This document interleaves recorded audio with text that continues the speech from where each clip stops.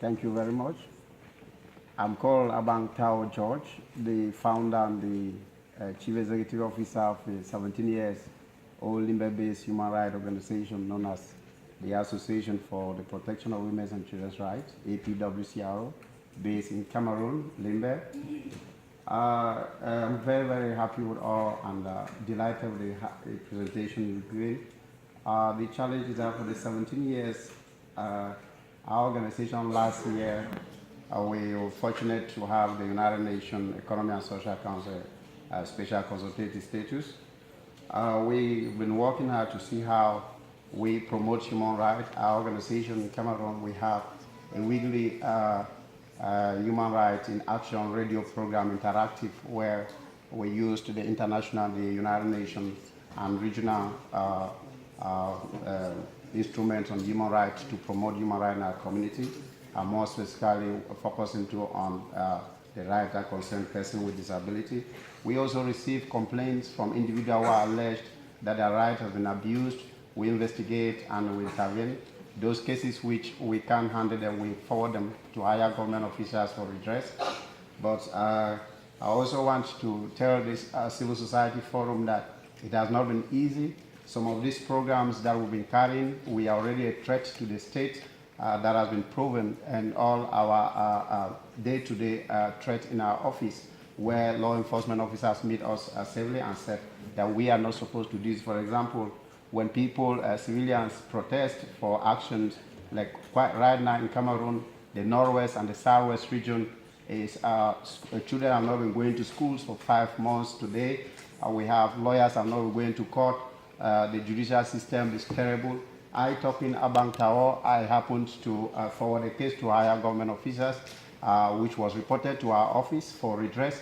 But I'm sorry to tell this forum that I'm a victim. I've been dragged to court because it simply concerns a magistrate.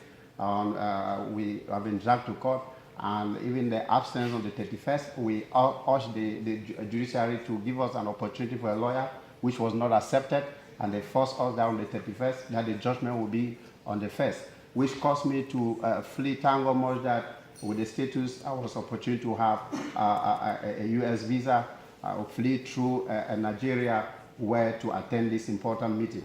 To talk about promotion of human rights in Cameroon is a very big threat. Activists have been termed as, they can put all sort of names, call you terrorists, because you stand to talk the truth.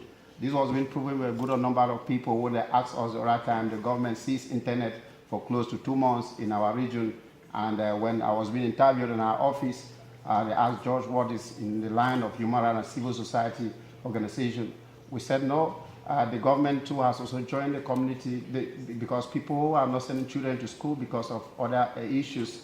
We think that the government is supposed to address that, which they have abandoned. They're forcing day-to-day intimidation, harassment, arrest, arbitrary arrest, and people are always in jail. They transfer them from one region to the central prison in Yaoundé, which they call Kondenge. The issue, even right now, you can see a judge, a Supreme Court judge who is still there, lavishing of 5 months, and others are there, continuous adjournment, and they are still there.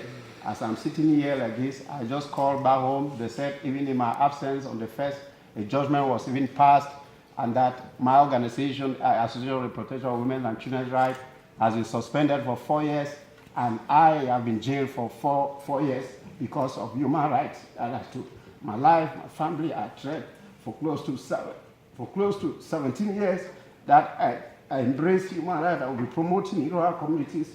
Today, I'm being termed by the state as somebody who has been doing the right.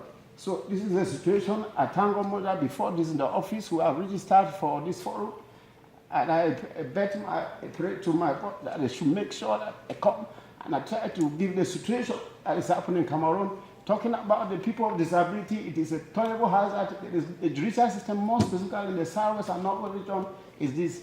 If you have a problem, they just take you, the magistrate and the state council and all government officers, they can just hold their verdict in their office and they jail you.